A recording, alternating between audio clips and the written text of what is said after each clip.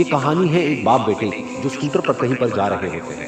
तभी जो बाप होता है उसकी नजर पड़ती है रोड के साइड में कुछ लड़कों के ऊपर जो कि कीचड़ में कुछ ढूंढ रहे होते हैं। तो अपना स्कूटर वहां पर रोकते हैं और जाकर के उनसे पूछते हैं कि बेटे क्या ढूंढ रहे हो यहाँ पर। तो उनमें से एक बोलता है कि आपको दिख नहीं रहा है कि ये सामने सोने का फल है, हम उसको पाने की कोशिश कर रहे हैं। उसकी ये बात सुनते ही पिता का ध्यान जाता है सोने की फल की तरफ जो चमक रहा होता है। फिर उनके माइंड में कुछ इमेजिनेशंस बनने लग जाती हैं कि काश ये जो फल है ये मेरे बेटे के पास में आ जाए तो ना सिर्फ उसकी बल्कि मेरी भी जिंदगी बदल जाएगी। तो बिना सोचे समझे अपने बेटे को धक्का मार देते हैं उस कीचड़ में और बोलते हैं कि तुझे किसी भी कीमत पर वो फल लेकर के आना है।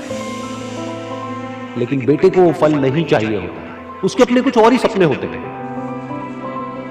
वो बहुत कोशिश करता है अपने पिता को ये समझाने की कि मेरी खुशी इस फल में नहीं है, मेरी खुशी कहीं और है, मेरे सपने कुछ और है। लेकिन उसके पिता उसकी एक नहीं सुनते।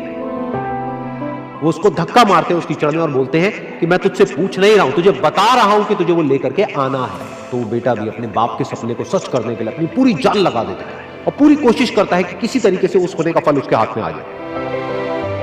लेकिन जैसे जैसे वो हाथ पैर मारता है उस फल को पकड़ने के लिए वो और नीचे धंसने लग जाता है और फिर जाकर के उसको समझ आता है कि ये कीचड़ नहीं है, ये दलदल है।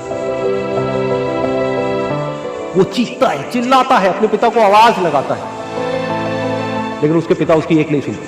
बोलते हैं कि बहाने मत बना, और भी लोग हैं वहां पर जो कर रहे हैं, तो जब वो कर सकते हैं तो तू क्यों नहीं कर सकता।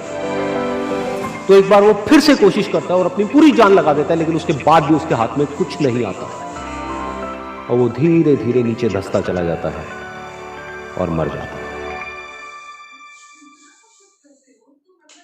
तब जाकर के उसके पिता को एहसास होता है कि उससे कितनी बड़ी गलती हो गई। वो वहीं बैठ करके रो रहा होता है, चीख रहा होता है, चिल्ला रहा होता है। तभी वहां पर एक साधु आता है और वो साधु उस आदमी से पूछता है कि तुम क्यों रो रहे हो। फिर वो आदमी उस सोने के फल की तरफ इशारा करते हुए उस साधु को अपनी पूरी बात बताता है और बोलता है कि इसमें मेरी क्या गलती है, मैंने तो जो कुछ भी किया अपने बेटे की खुशी के लिए किया। तो वो साधु उस फल को ध्यान से देखता है और उस आदमी को कहता है, जिस सोने के फल की वजह से तुमने अपने बेटे को गवा दिया, कम से कम एक बार ध्यान से उसकी तरफ देखा तो होता कि वहां पर कोई फल है भी या नहीं। ये सुन करके उस आदमी को गुस्सा आया और उसने कहा कि सामने तो दिख रहा है फल, आपको नहीं दिख रहा क्या। तब वो साधु उस कीचड़ के ऊपर एक पेड़ होता है जिसकी तरफ इशारा करते हैं और बोलते हैं कि वो जिसे तुम देख रहे हो वो उस फल की परछाई है, असली फल वहां पर उस पेड़ के ऊपर है।